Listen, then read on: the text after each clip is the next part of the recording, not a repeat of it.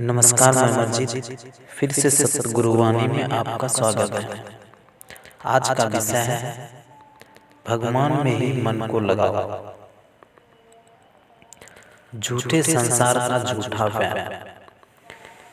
जिस प्रेम का परिणाम दुख हो वो प्रेम नहीं कहलाता।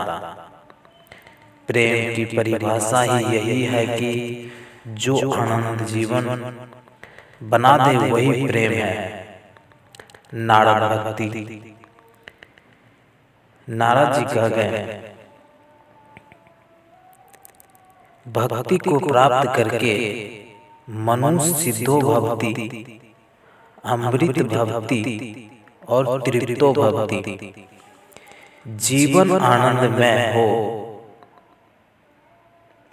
मानस में लिखा है कि सुर नर मुनि सबके यही रीति। सुर नर मुनि सबके यही रीति। स्वार्थ लागी करहि सब प्रीति। स्वार्थ लागी करहि सब प्रीति। अर्थात संसार में लोग सब स्वार्थ के लिए एक दूसरे से प्रेम करते हैं। मान लो कि संसारिक व्यक्ति कम पैसे का बिजनेस करता है और अगर उसे ये पता चला कि अन्य जगह ज्यादा पैसा का बिजनेस मिल रहा है तो संसारिक व्यक्तिक स्वार्थ के कारण ज्यादा मुनाफा कमाने के लिए दूसरे बिजनेस करने लगता है। इसलिए संसार में सब एक दूसरे को मूर्ख बना रहे हैं। स्वार्थ के लिए एक दूसरे से प्रेम करते हैं और स्वार्थ खत्म तो प्यार भी खत्म। अगर मान भी लो कि संसार के लोग स्वार्थ के लिए प्रेम नहीं भी करते तो तब भी उपनिषद कहता है कि संसार से चाहे स्वार्थ का प्रेम हो या निस्वार्थ भाव का प्रेम हो, संसार में किसी भी तरह असक्त होना ही पाप है।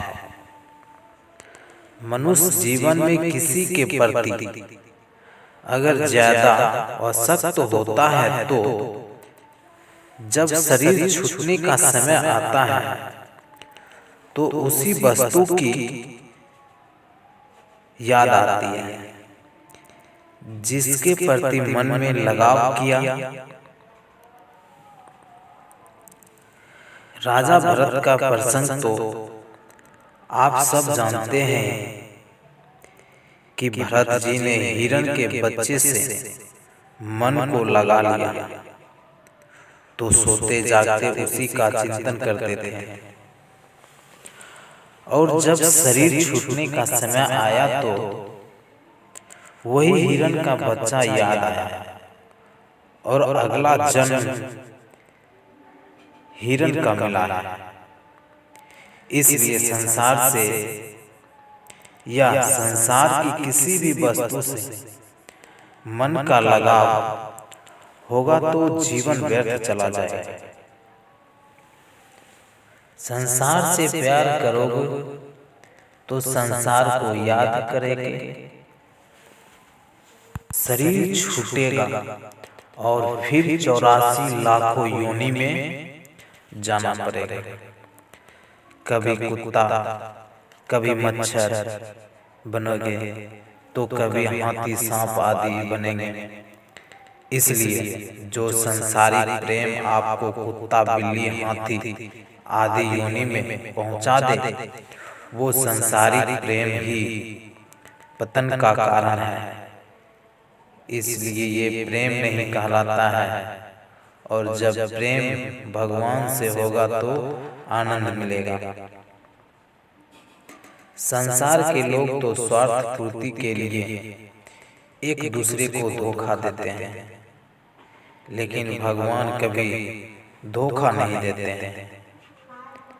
संसार पर भरोसा नहीं करना चाहिए, क्योंकि कोई भी कभी भी आशा तोड़ सकता है। इसलिए सावधान हो जाओ और केवल भगवान पर भरोसा करो और केवल भगवान में ही मन को लगाओ। धन्यवाद।